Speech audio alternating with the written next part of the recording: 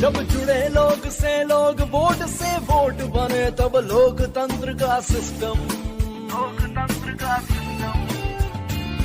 मतदाता जुड़ते जाए बने तब ऐसा नया कनेक्शन।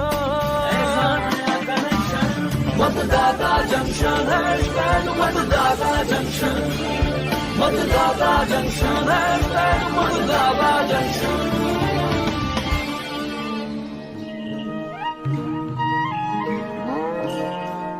अरे राम बदन बेटा। लखन चाचा, राम राम लखन चाचा।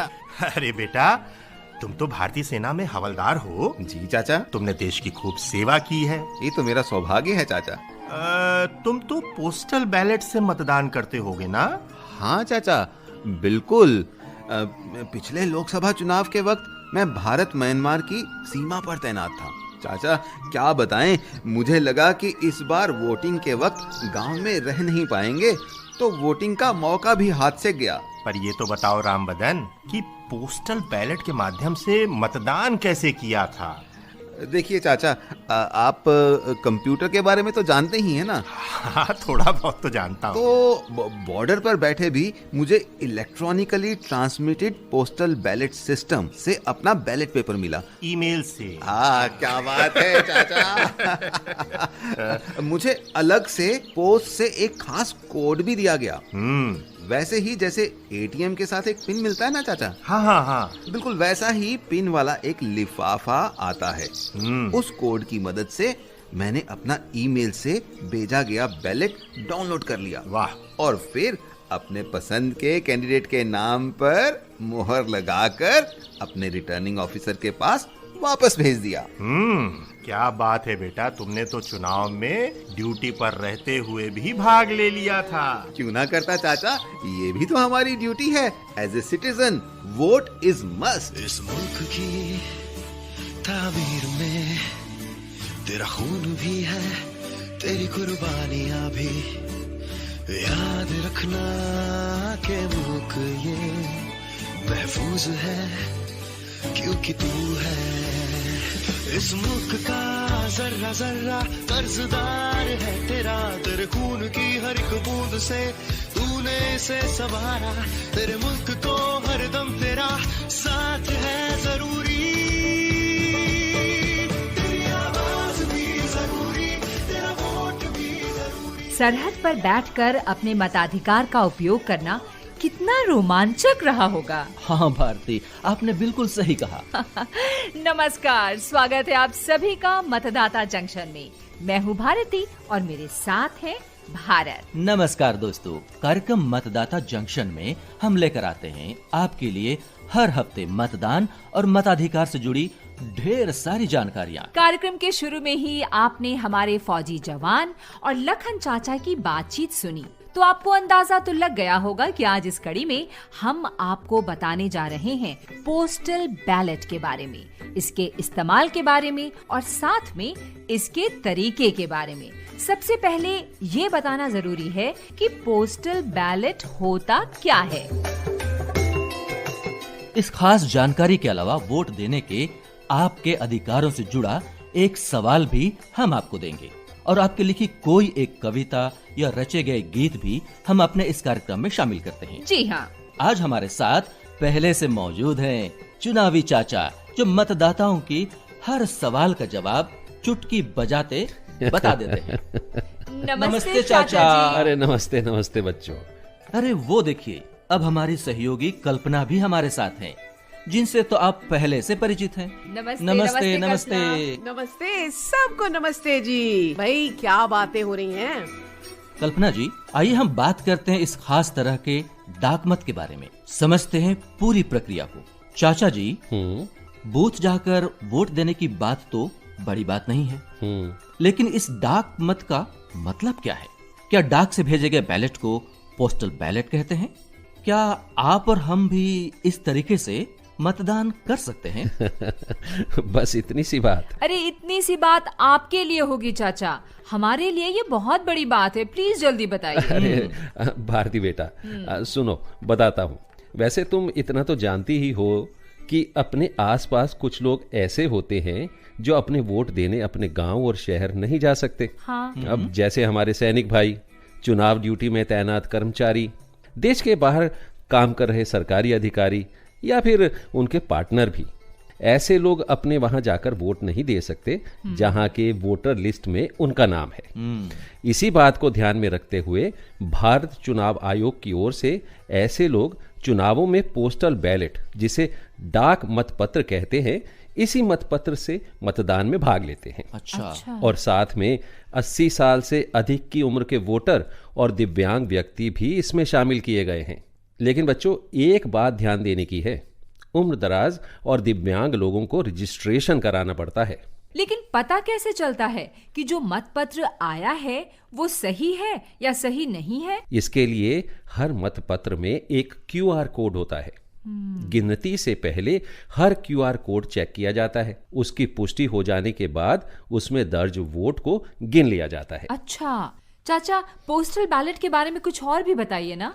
अरे बिटिया, इतना सब तो मैंने बता दिया, बाकी बताते हैं अब पोस्टल बैलेट के बारे में क्या कहते हैं देश के निर्वाचन आयोग के senior principal secretary Shri NN Butolia ji. तो चलिए सुन लेते हैं।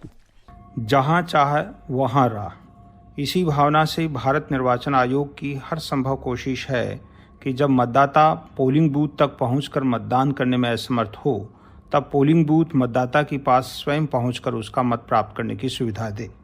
ऐसा होता है पोस्टल बैलेट के माध्यम से वोट देकर। ये अधिकार चुनाव नियमावली 1961 के द्वारा दिया गया है। भारत निर्वाचन आयोग द्वारा जारी दिशा निर्देशों के अंतर्गत चुनाव संचालन संशोधन अधिनियम 2019 के द्वारा विशेष कारणवश अनुपस्थित मतदाताओं को पोस्टल बैलेट पेपर के द्वारा मतदान की वैकल्पिक सुविधा दी गई है। पोस्टल बैलेट पेपर से मतदान करने की सुविधा विशेष श्रेणी के उन मतदाताओं को दी जाती है जो लोग मतदान के दिन वैध कारणों से बूथ पर वोट देने में अनुपस्थित या असमर्थ होते हैं। पोस्टल बैलेट पेपर के माध्यम का उपयोग कर वोट डालने की श्रेणी में 80 वर्ष के ऊपर के वरिष्ठ नागरिक, 40% की विकलांगता से अधिक दिव्यांगजन और इसेंशियल सर्विस के कारण अनुपस्थित सेवकों तथा कोविड के रोगियों, इन 4 प्रकार के मतदाताओं के लिए सरल तथा सहज मताधिकार प्रयोग करने के लिए पोस्टल बैलेट पेपर की सुविधा प्रदान की गई है। ये तो बहुत अच्छी जानकारी दी श्री NN बुटोलिया जी ने। मतदान टोली गाड़ी चालक रक्षा कर्मी सब सोचो, पोस्टल बैलेट से वोट करो तुम, मत देने से मत चूको, मत देने से मत चूको। सबको ज्ञान बताने वाले खुद का कब अज्ञान हरोगे, सबका मतदान कराने वाले तुम खुद कब मतदान करोगे। चाचा जी, तो अब सुनने वालों को ये भी बता दें कि पोस्टल वोट डालते कैसे हैं। जिन जिन लोगों के नाम मतदाता सूची में होते हैं, उसी आधार पर हर चुनावी क्षेत्र में डाक मतदान करने वालों की संख्या निर्धारित की जाती है। उन्हीं लोगों को electronically transmitted postal ballot system के जरिए यानी ईमेल से पोस्टल बैलेट उनके पास भेजा जाता है। पहले डाक के जरिए ही वोट भेजा जाता था, लेकिन यह प्रक्रिया काफी धीमी होने से वोटिंग काफी कम होती है। इसी के चलते electronically transmitted postal ballot system का प्रचलन शुरू हुआ। पूरी प्रक्रिया बिल्कुल सुरक्षित और गोपनीय रहे, इसके लिए कोई प्रावधान है क्या? बिल्कुल है ना। जो ईमेल वोटर को भेजा जाता है उसे दिए गए पिन से खोला जाता है। इस तरह मतदाता द्वारा अपनी पसंद के उम्मीदवार को वोट देकर इस पोस्टल बैलेट को डाक या इलेक्ट्रॉनिक तरीके से वापस चुनाव आयोग के अधिकारी को लौटा दिया जाता है। अच्छा। वोटर जिस चुनाव क्षेत्र में वोट डालने के लिए योग्य है, उसका वोट उसी क्षेत्र की मतगणना में गिना जाता है। जी बिल्कुल। लेकिन चाचा, जिन इलाकों में मेल के जरिए पोस्टल बैलेट नहीं भेजा जा सकता है, वहाँ? अरे बेटा, वहां पर डाक के माध्यम से पोस्टल बैलेट भेजा जाता है। अच्छा।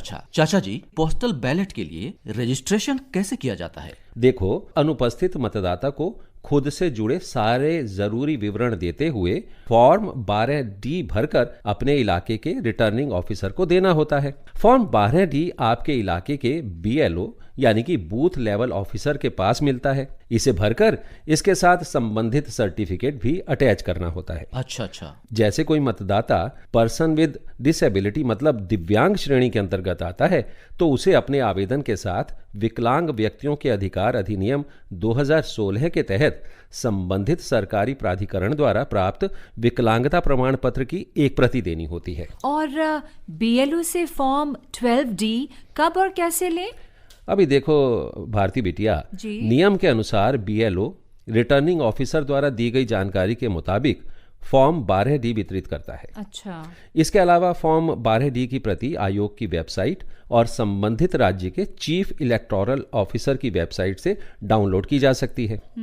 5 दिनों के अंदर आवेदन संबंधित रिटर्निंग ऑफिसर को देना होता है। और फॉर्म 12D जमा होने के बाद क्या होगा? फॉर्म 12D स्वीकार हो जाने के बाद इसकी जानकारी मान्यता प्राप्त राजनीतिक दलों के साथ साझा की जाती है। चाचा जी, कोरोना के मरीजों को कौन सी रियायत दी गई है? कोरोना संक्रमित व्यक्ति को अपने अस्पताल से मेडिकल सर्टिफिकेट बनवाकर रिटर्निंग ऑफिसर को देना होता है। और अब ये बताइए, पोस्टल बैलेट की गिनती का तरीका क्या है? जब भी किसी चुनाव में वोटों की गणना शुरू होती है ना बिटिया, तो सबसे पहले पोस्टल बैलेट की गिनती शुरू की जाती है और इसके बाद ईवीएम में दर्ज वोटों की गिनती होती है। आपने हमें पोस्टल बैलेट की बहुत बढ़िया जानकारी दी है चाचा जी, बहुत बहुत शुक्रिया।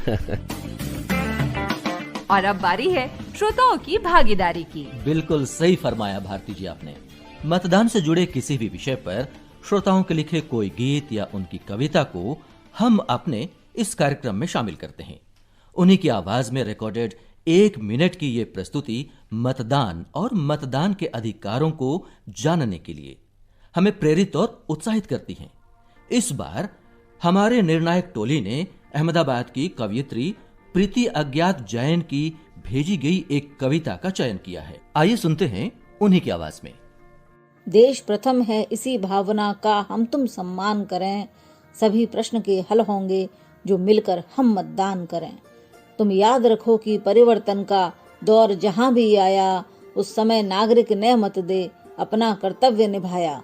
जब जागरूक हो मतदाता तो वही चुनौती लाता, हर एक वोट इस मतगणना में अपना धर्म निभाता। अपने सपनों के भारत का निर्माण अगर करना है तो लोकतंत्र का ध्वज फहरा मतदान तुम्हें करना है। तो लोकतंत्र का ध्वज फहरा मतदान तुम्हें करना है। धन्यवाद। वाह वाह, बहुत अच्छे विचार सुनने को मिल रहे हैं। श्रोताओं, आप भी अपनी कविता या गीत हमें इस व्हाट्सएप नंबर 9999031950 पर भेज सकते हैं। अब बारी है पिछली बार के सवाल और उसके जवाब का। हमारा सवाल था, इस समय तक कुल कितने राष्ट्रीय दल भारत निर्वाचन आयोग में पंजीकृत हैं? और इसका सही जवाब है, पंजीकृत राष्ट्रीय दलों की संख्या है 8। देश भर से इस सवाल के ढेरों जवाब मिले। सही जवाब देने वाले लोगों में लकी ड्रॉ से निकाले गए एक भाग्यशाली विजेता हैं विश्वजीत पाटोवारी, गांव पूर्ण कामदेव, पोस्ट सानेकुची, नलबारी, आसाम। और आपको मिलेगा भारत निर्वाचन आयोग से प्रमाण पत्र और एक छोटा सा उपहार। तो दोस्तों, अब आज का सवाल हो जाए। सवाल है, फॉर्म 12D कहां से प्राप्त हो सकता है? सवाल ध्यान से फिर सुन लीजिए। फॉर्म 12D कहां से प्राप्त हो सकता है? अपने जवाब सोमवार तक हमारे व्हाट्सएप नंबर पर भेज दीजिए। नंबर तो आपको याद ही होगा, 9999031950। अब घड़ी की टिक टिक कुछ इशारा कर रही है।